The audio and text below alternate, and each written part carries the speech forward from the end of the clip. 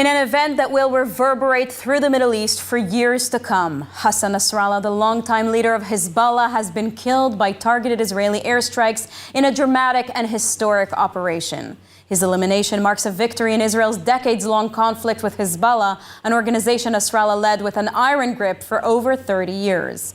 But this pivotal event raises many questions here in Israel. Will Hezbollah survive without its head? Will there be a major retaliation from Hezbollah's key backer, Iran, or one of its proxies? What will that retaliation look like? Over the weekend, we've seen the conflict escalate with rockets targeting Jerusalem and Tel Aviv, and even the Houthis firing at Israel's national airport.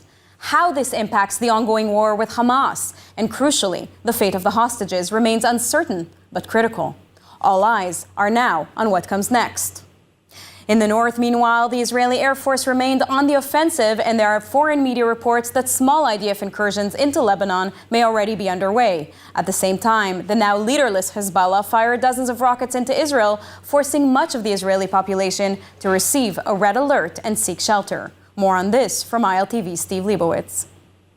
According to U.S. media reports, the IDF may have begun or is about to begin small operations inside Lebanese territory. Two U.S. officials told ABC News that the small IDF incursions are intended to take out Hezbollah positions near the border. The IDF said it's completed the mobilization of two reserve brigades. The Etzioni and Alon brigades were sent to northern Israel to bolster troops there amid the possibility of a ground offensive.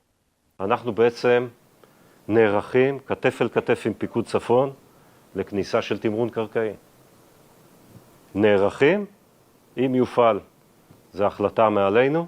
Nasrallah and other top Hezbollah commanders were targeted by dozens of bunker-busting bombs dropped by Israeli fighter jets at Hezbollah's main headquarters in Dahia, Beirut.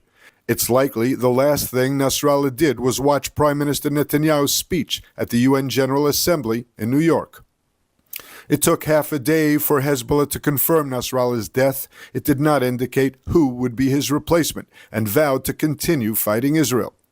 After the strike, the IDF ramped up its airstrikes against Hezbollah assets in Beirut and other areas. The IDF continued waves of strikes in the Bekaa to destroy missiles and launchers and further degrade Hezbollah capabilities. Israel eliminated much of Hezbollah's most senior leadership in recent weeks. The commander of Hezbollah's southern front, Ali Karaki, was killed alongside Nasrallah. האויב רצה את השער, הוא מקבל כתישה. יש מהלומה אחרי מהלומה. בפעילים המרכזיים, בשרשרת הפיקוד, מהלכים דרמטיים. בלקיחת היכולת הטילנית והרקטית, ועוד הרבה מאוד פעולות שמתבצעות. ובסוף יש פה דבר שהוא פחות מאורגן ופחות מנוהל. ואת זה אנחנו צריכים לנצל, כי אנחנו מחכים להזדמנות הזאת הרבה זמן, גם אני באופן אישי, לא רק בשנה האחרונה, הרבה שנים. יש לנו חשבונות פתוחים פה עם הרבה גורמים, על הרבה שנים. ובקצה אנחנו רוצים לחיות פה כמו שצריך. IDF Chief of Staff Alevi said he hopes the blow will change Hezbollah's actions and alter the course of the war. זה לא סוף ארגז הכלים, זה צריך להיות מאוד ברור. יש עוד כלים קדימה ללכת, והמסר הוא מסר פשוט, מי שמאיים על אזרחי מדינת ישראל נדע להגיע בצפון, בדרום, גם במקומות יותר רחוקים. The IDF announced it would not allow any weapons transfers to Hezbollah and warned it could strike Beirut International Airport. An Iranian plane turned back. Within hours of Nasrallah's killing, Hezbollah renewed rocket fire into Israel. Over the weekend, much of the Israeli population in the north and center had a red alert and were required to shelter. But the Hezbollah response has been less intense than many expected. Over the weekend, two surface-to-surface missiles were fired from Lebanon. One landed in the sea off the coast of Tel Aviv, and the second was shot down by air defense over northern Israel. Dozens of rockets were fired from Lebanon at the Upper Galilee, Haifa, Tzfat, the Jezreel Valley, and Wadi Ara. A long-range rocket set off sirens in Samaria, and a rocket landed in an open area north of Jerusalem. Air defense intercepted a lone missile fired from Yemen that was targeting Tel Aviv. Most of the rockets were intercepted by air defense or fell in open areas. There's speculation that the killing of top Hezbollah commanders and the destruction of many rockets and launchers is hampering Hezbollah abilities to hit back more strongly.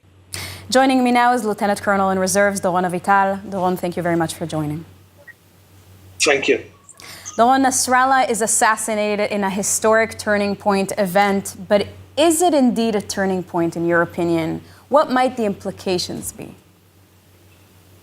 I'm sure it's a turning point. This is a figure that almost can be, we can think about him as a head of state. He's the head of a terror organization, but his positioning in the landscape of the last 30 years in the Middle East is much more than that. He's the strongest proxy of Iran in the region, a powerhouse in Lebanon. So his figure is much more, it's bigger than even the role he was playing technically or formally, and his demise is the beginning of a new chapter. We have to think, what's this new chapter? What are the implications? Iran has to calibrate its moves. We have to think seriously. It's a turning point for sure. Now, is there a Hezbollah without Hassan Nasrallah, in your opinion? Will they be able to function without Nasrallah? I mean, we are seeing dozens of rockets still penetrating Israel. Well, I hate to predict. The question is whether you think short-term or long-term. Short-term, clearly there are forces in the ground, there are launchers, there are weapon ricochets that are still there and they're still shooting, but not to the extent or to the precision or to the magnitude that we were considering beforehand. So we have to evaluate what happened even to our estimation. So the whole echelon of command is gone. And so the short term, they are very weak, and we have to think what we have to take from it, what we have to take in terms of the southern tip of Lebanon. Should we enter, shouldn't we? How do we bring our citizens? In the long term, who tells? When the former commander, was taken in 92, Hezbollah was a very small organization and not that of magnitude, and with Nasrallah it became a powerhouse. So we have to be careful, and we have to see also Lebanon. How would Lebanon react and try to form itself in this phase after Hezbollah, and how would Iran play in Lebanon? Whether Iran would insist on taking a stronghold in Lebanon again. This is a turning point. We have to be very alert to any implications forward. Now, from what you know or can assume, did Israel have the ability to take out Nasrallah all along and was waiting for the right moment? And if so, why have they waited so long? No, my feeling, there were some opportunities. Of course, an opportunity is a window of opportunity and has to do with the probability of success, because you can't even secure it, even if you know that it's in a certain location. For sure, if it's in the command center, which is deep underground. So, and also there are other considerations. I think we were not rushing to hit leaders in this magnitude. I want to remind the audience that in 82, for example, there was this famous thing where the Yasser Arafat, the head of the PLO, was under the aims of our soldiers. We didn't decide back then that we should take him on. To take on a figure in this magnitude is a decision that you don't take lightly. And then there was a moment, and the consequences after the Gaza war really forced us to really rethink. And I think this was the move, this was the moment, and it was successful. Now, Iran has vowed retaliation for Nasrallah's death. What kind of response might we expect from Iran or from its proxies across the region? First of all, we have to take them seriously, even that we can estimate that they are not as strong as we will consider them to be. So something like the 13th of April, I think we are well prepared, but this is an option. Trying to work from Lebanon for sure, and for sure, we have to be very careful in terms of Israeli targets outside of Israel. I'm sure applying terror to senior Israeli figures, to institutions abroad. We have to be very careful. We have to take them in their word and see what's up. Lieutenant Colonel in Reserves, Doron Avital, thank you very much. Who was Hassan Nasrallah and what was his impact on Israel and the world? A brief explainer from ILTV's Mayan Hoffman. Hassan Nasrallah, born in Beirut in 1960, co-founded the Hezbollah terrorist organization in 1982 and became its Secretary General 10 years later.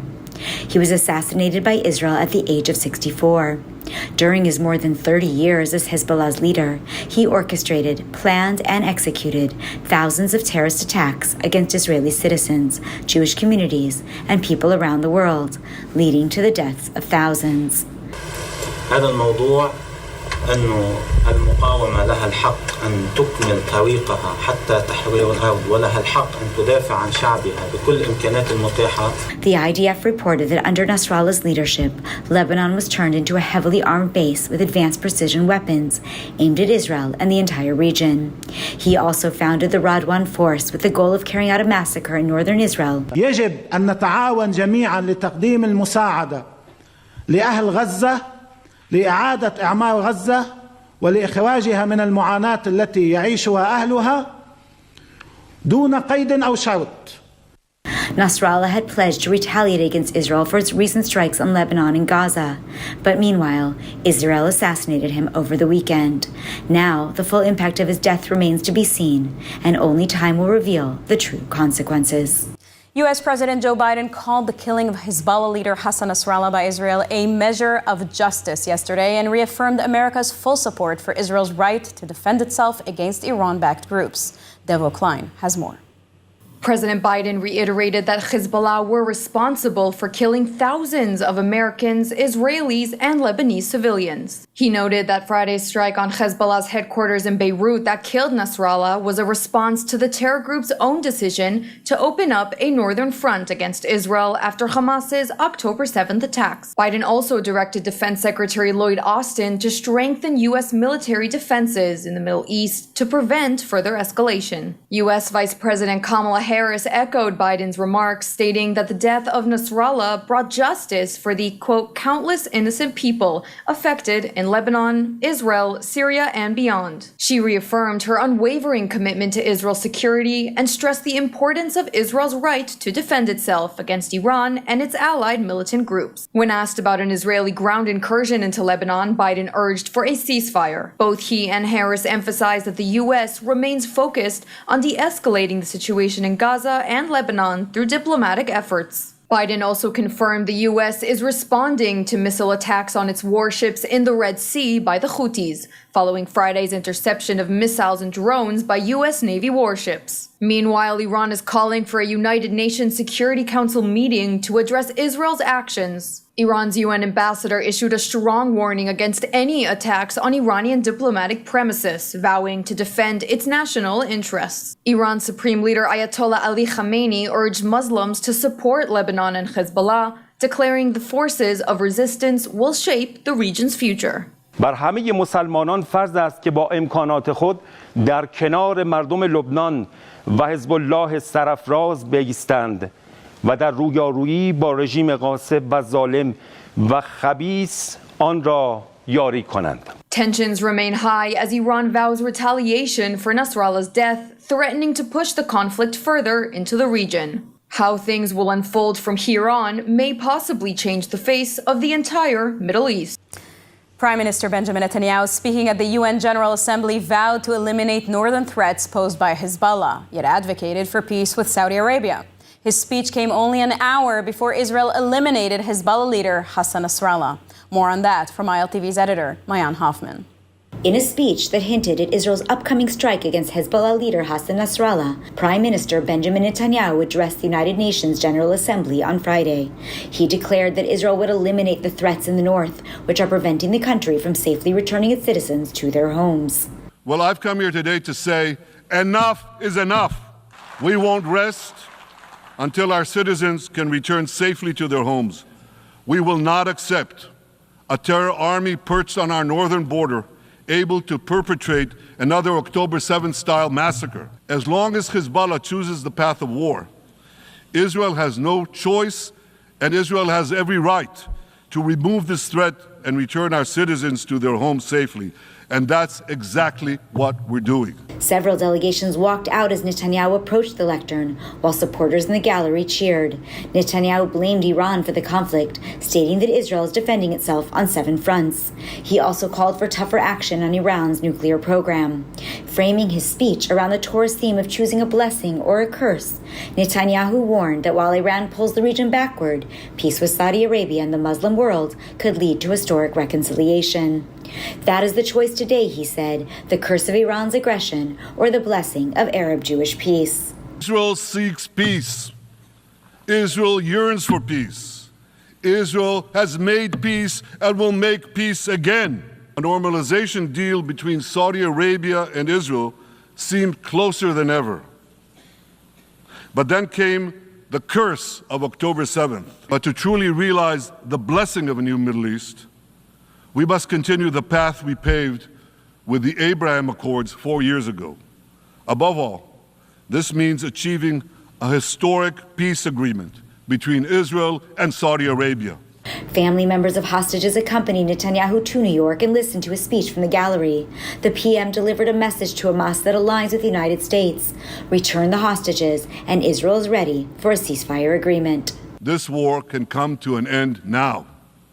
All that has to happen is for Hamas to surrender, lay down its arms, and release all the hostages. On October 7th at 9 p.m. Eastern Time, Vision TV will present the world premiere of a new documentary from filmmaker Martin Himmel named Forgotten Expulsion: Jews from Arab Lands. The film sheds light on a largely overlooked chapter of history, the displacement of 850,000 Jews from Arab countries following the establishment of the State of Israel. With tensions flaring in the Middle East, the film challenges the narrative of Israel as a colonial state and highlights the centuries-old Jewish presence in the region. I want to welcome filmmaker Martin Himmel here with me in studio today. Nice to be here. Thank you for joining us, Martin. Martin, I'd like to start with asking you what motivated you to create this documentary? Well, the fact that a chunk of Middle East history of the Arab-Israeli conflict has been ignored. Everybody knows that Palestinians are refugees, were refugees. Everybody has heard of the Palestinian refugee problem, but very few people realize that an equal number, actually more than an equal number of Jewish refugees were also displaced by this conflict. About 700,000 Palestinian refugees were displaced or ran away, or depending on how you want to look at it and the situation. And 850,000 Jews were forced to leave their homes in Arab countries throughout the Middle East, from Iraq, Syria, Libya, Algeria. They emigrated, but were coaxed to emigrate from Morocco. So all this big mass of people has been completely ignored. And in many conflicts, we see populations that get displaced. In the Pakistan-India conflict, for example, millions of Muslims were displaced from India. And in Pakistan, millions of Hindus were displaced, and the populations migrated to wherever they went, and the problem was solved. But here it's never solved. So that brings me to my next question. Why do you believe this piece of history has been largely overlooked? Because it's inconvenient for the people who are always advocating an anti-Israeli perspective or an anti-Semitic perspective. I think it's more anti-Semitic than anything else. Anything that will justify a Jewish presence in the Middle East is expunged, moved out, and taken away. So they follow a false narrative that it was just European Jews came here and that they were just Europeans who looked for a place to come to, which is completely false, because Jews have been indigenous to this part of the world for 3,500 years.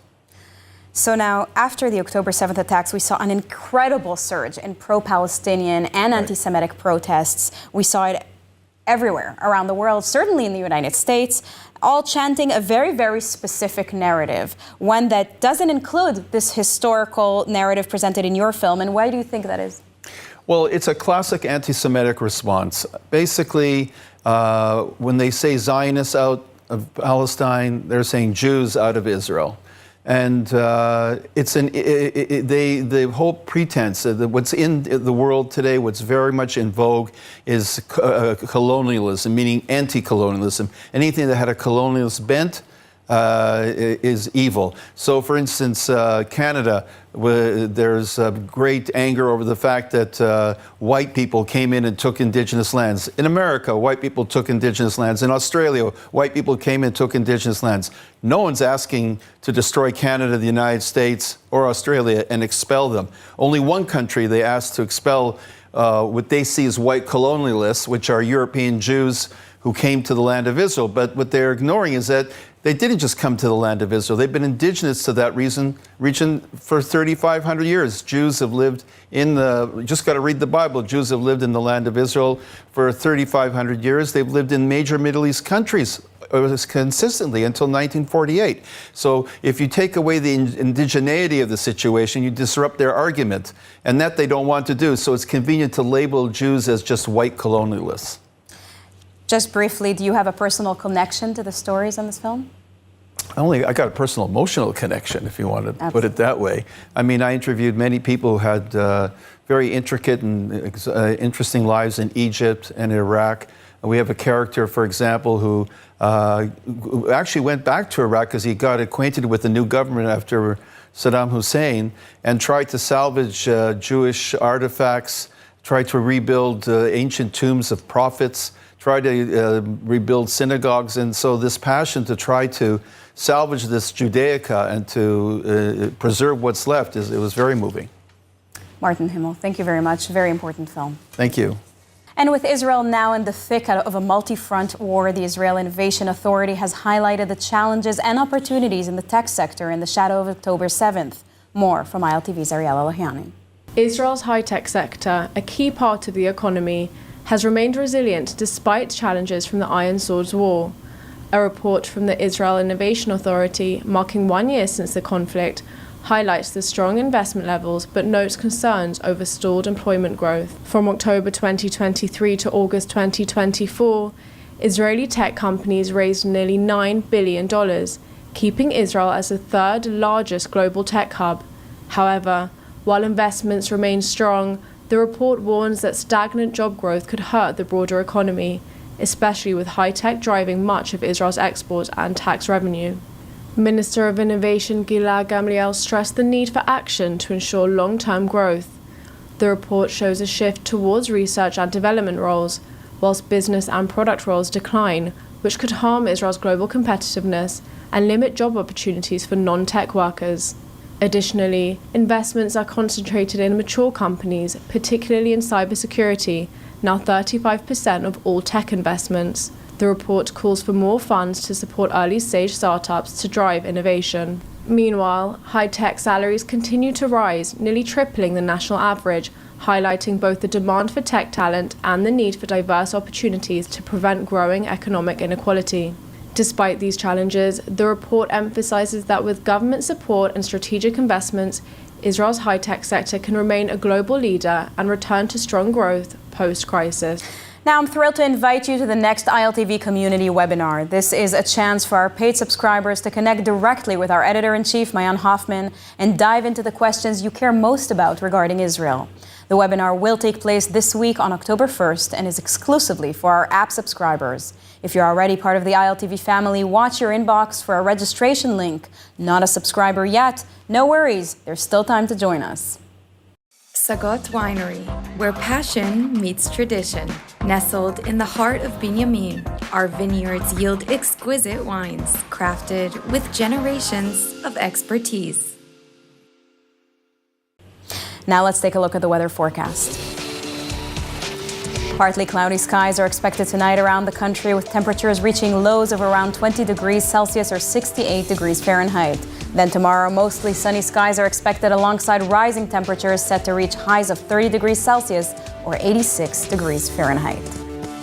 That's a wrap for today's news. For the latest updates from Israel on all your devices, be sure to follow our ILTV channels, subscribe to our newsletter, and explore our website, iltv.tv. Stay informed with the latest news straight from the heart of Israel. I'm Sivan Raviv. Be well, be safe, and thank you so much for watching.